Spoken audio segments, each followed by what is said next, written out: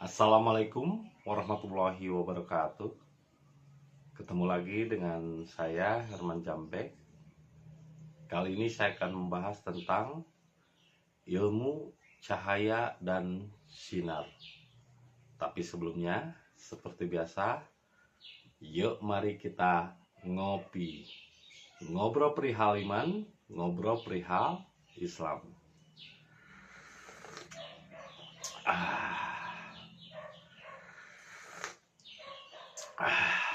Nikmatnya hidup ini jika dirasakan. Dan jangan terlalu banyak berpikir. Nikmati dan rasakan. Ya. Nah, kali ini saya akan membahas kembali mengenai ilmu cahaya dan sinar. Apa saja perbedaannya? Seperti yang pernah saya jelaskan di video-video sebelumnya dan terus diulang-ulang, bahwa ilmu Allah atau ilmu hakikat tidak bisa dipelajari, karena itu bukan hafalan, bukan teori. Ilmu hakikat adalah ilmu praktek, ilmu kenyataan hidup, bukan teori atau angan-angan yang biasa Anda dapatkan dari ahli kitab yang hanya pintar mendongeng. Ini ilmu kenyataan, bukan ilmu hayalan. Jadi kalau namanya ilmu, itu tidak bisa dipelajari. Perlu saya ulangi dan saya tegaskan, ilmu Allah atau ilmu hakikat tidak bisa dipelajari. Makanya kalau Anda ingin belajar ilmu hakikat, maaf, saya nggak bisa mengajarkan. Karena itu bukan pelajaran. Apalagi hafalan, bukan hafalan. Anda menghafal, Anda tersesat. Anda mempelajari, Anda akan tersesat dengan pikiran Anda sendiri. Karena ini ilmu praktek yang harus Anda praktekkan, yang harus Anda latih, yaitu sabar, tawakal, dan ikhlas. Itu saja sebetulnya teorinya. Prakteknya, ya lakukan sabar, menunggu giliran tiba. Sabar itu adalah menunggu sampai giliran kita tiba.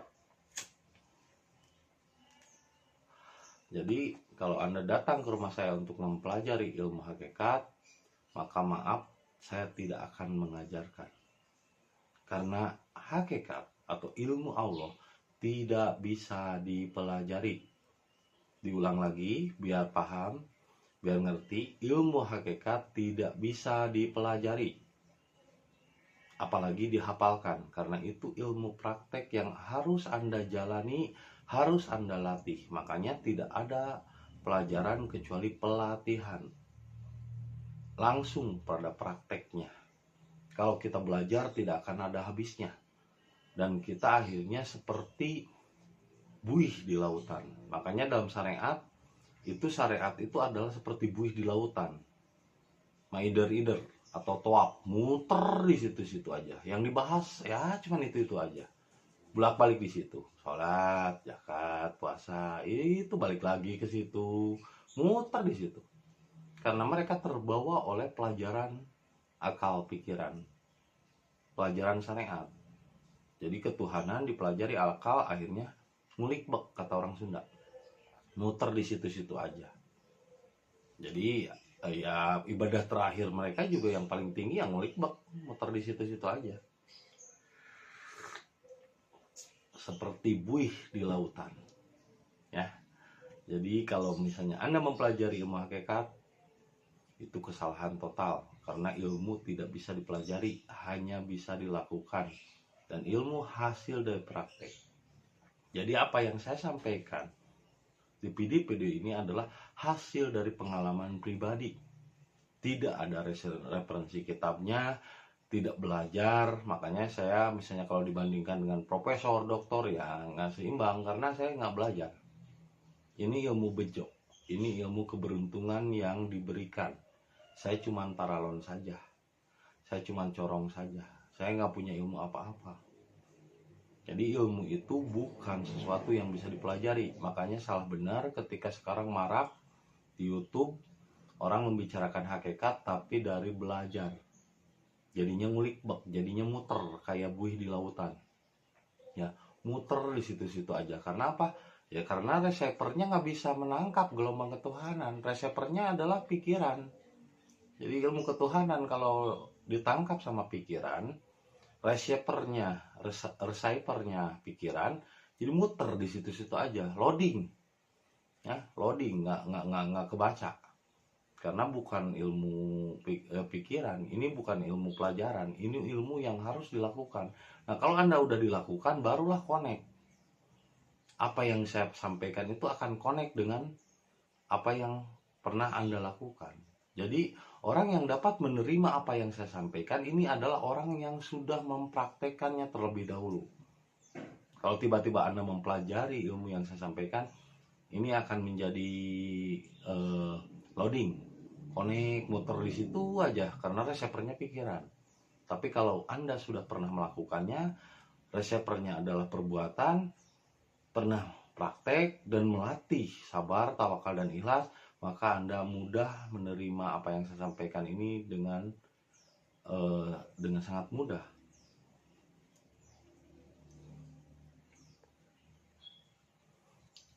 Itu karena apa yang saya sampaikan bukan teori, tapi ini adalah hasil dari praktek.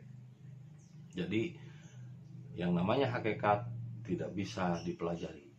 Ilmu Allah tidak bisa dipelajari. Yang kedua adalah cahaya. Apa itu cahaya? Cahaya itu adalah nur, bahasa Arabnya. Nur itu bukan wujud sosok seseorang. Nur Muhammad bukan sosok seseorang. Setiap diri, di dalam setiap diri Anda ada Nur Muhammad. Wujudnya apa? Pernah saya jelaskan dalam video sebelumnya, wujud Nur Muhammad adalah Rahman dan Rahim, kasih sayang. Itu wujud nyata dari Nur Muhammad. Jadi jika Anda memiliki kebiasaan untuk Rahman Rahim, tanpa sadar sebetulnya Anda sudah dihinggapi oleh Nur Muhammad. Anda adalah orang yang memiliki kasih sayang. Karena Muhammad dari bahasa Arabnya dari kata Hamid, terpuji. Mim adalah masdar yang artinya Muhammad, orang yang terpuji. Itu jamak, bukan tunggal. Seperti Islam. Islam artinya berserah diri. Pakai mim, Muslim. Artinya adalah orang yang berserah diri. Jadi Muslim artinya orang yang berserah diri. Itu jamak, bukan tunggal. Iman, percaya. Pakai mim, mukmin, orang yang percaya. Begitupun Hamid, terpuji. Alhamdulillah, segala puji bagi Allah. Hamid terpuji, pakai mim, jadi Muhammad, artinya orang terpuji. Kenapa orang itu terpuji? Karena sifatnya Rahman Rahim, kasih sayang terhadap sesamanya. Itulah Muhammad. Jadi Nur Muhammad wujudnya adalah Rahman Rahim, kasih sayang terhadap sesama. Dan sedangkan ketika kita berbagi ilmu, berbagi rezeki, berbagi kemampuan, mengajarkan kemampuan kita kepada orang lain, menularkan ilmu kepada orang lain, punya sedikit uang atau rezeki dibagikan untuk membantu orang lain, itu adalah barokah. Nur yang menjadi barokah, cahaya yang menjadi keberkahan. Jadi buruk itu adalah cahaya keberkahan, cahaya yang kita lakukan dengan berbagi. Tidak ada hafalan, tidak ada ramalan ayat-ayat, tidak ada pelajaran. Semuanya harus dilakukan dengan cara praktek. Nur Muhammad harus dilakukan dengan praktek kasih sayang. Nur buruk, cahaya berkah, harus dilakukan dengan berbagi. Nah, begitupun dengan malaikat. Jangan berhayal malaikat itu bersayap jadi kayak burung dong. Malaikat bersayap. Terus makhluk percaya jadi ngayal mulu. Jangan ngayal mulu dah. Berhenti coba tahayul, berhenti berhayal. Nur yang disebut malaikat itu adalah cahaya hati. Makanya disebut hati nurani. Hati yang sudah bercahaya. hati yang lembut, yang ketika disakiti pun dia tidak merasa tersakiti, yang ketika didolimi sekalipun dia tidak merasa terdolimi. Didolimi tidak merasa terdolimi, disakiti tidak merasa tersakiti, karena hati hakikatnya adalah air, selembut air. Air kalau digebuk tidak akan menyisakan goresan, tidak sakit hati. Dibelah sekalipun sama pedang, dia akan kembali ke wujud semula tanpa bekas. Itulah hati. Jadi malaikat adalah hati nurani, cahaya hati. Kalau buruk, cahaya berkah. Kalau kasih sayang adalah cahaya Nur Muhammad. Jadi cahaya itu berapeliasi dalam bentuk dan perbuatan, sehingga itu menjadi karakter. Kalau perbuatan terus-terusan dilakukan menjadi karakter yang kuat, maka disebutlah Nur Muhammad. Nah, berbeda sekali dengan api, neraka, dari kata nar. Makanya ini disebut sinar. Si api, nar adalah neraka juga atau api. Sinar. Nah, berbeda dengan sinar. Kalau ilmu nurun, ilmu itu cahaya. Berarti ilmu itu dihasilkan dari perbuatan. Karena cahaya itu adalah perbuatan, kasih sayang, berbagi, ya kan? Terus hatinya lapang dada. Orang mendolimi tidak merasa terdolimi. Orang menyakiti selalu memaafkan. Itu adalah malaikat atau cahaya hati. Jadi malaikat itu adalah cahaya hati. Jangan lagi berhayal tentang makhluk-makhluk di luar diri.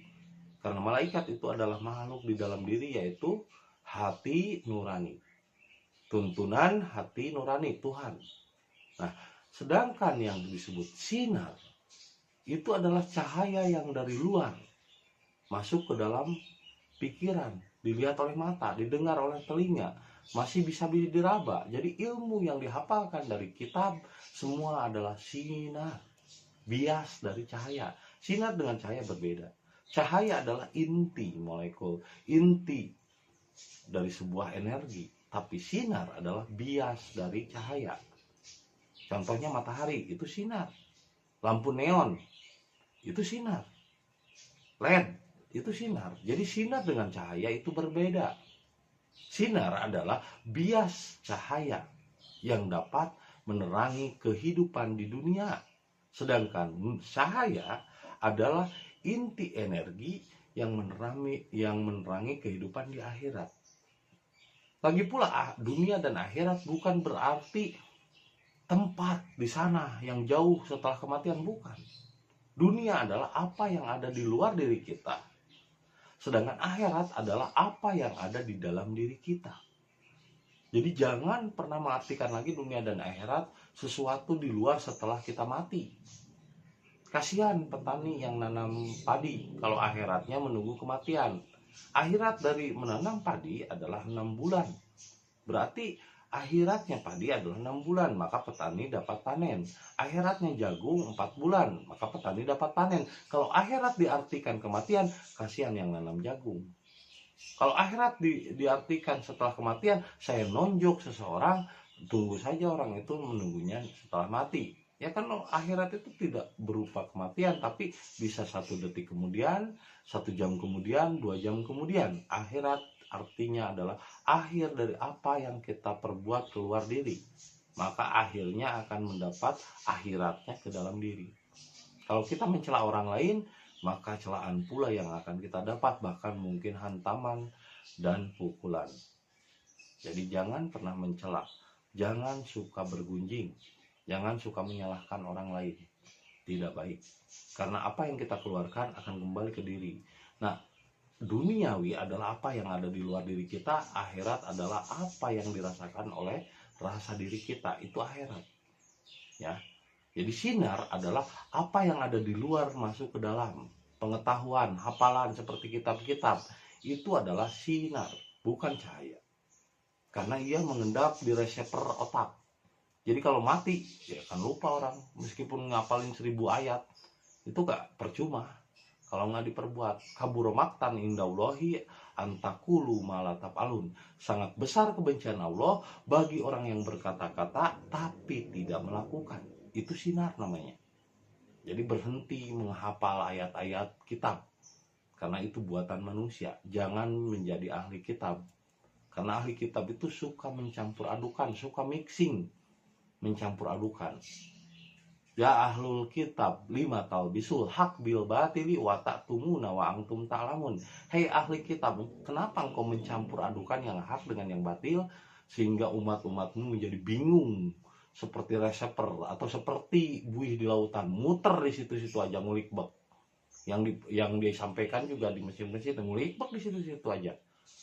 Nggak ada pemahaman-pemahaman baru, nggak ada sesuatu yang lebih menyegarkan dan lebih membuat orang bertambah semangat. Yang ada malah orang pada ketakutan, selalu ancaman azab, selalu ancaman neraka, sehingga orang menjadi bodoh seperti keledai, bodoh seperti kambing yang bisanya cuman ngekor. Maka berhentilah berputar-putar di situ saja. Terimalah wahyu itu bukan dengan akal, tapi dengan rasa. Bukan, kalau akal ini selalu keluar duniawi, tapi rasa itu akhirat ke dalam. Begitupun malaikat itu adalah cahaya hati di dalam. Ya, akhirat itu di dalam yang dirasakan. Kalau dunia adalah yang dilihat, yang diraba, yang didengar di luar diri kita. Jadi cahaya itu di dalam. Kalau sinar dari luar mempengaruhi ke dalam. Ya, seperti ini yang saya sampaikan, ini adalah cahaya dari dalam, dari hasil pengalaman. Tapi ketika Anda mendengarkannya, baru mendengarkan, belum pernah mempraktekkan, itu tetap saja sinar. Karena ini berarti cahaya dari dalam keluar menjadi bias, menjadi sinar. Anda menerimanya berupa sinar. Tapi kalau Anda mempraktekannya, maka Anda pun menjadi cahaya. Semoga apa yang saya sampaikan menjadi inspirasi dan hidayah bagi kita semua. Dan jangan lupa kopi. Ketika otak perlu inspirasi.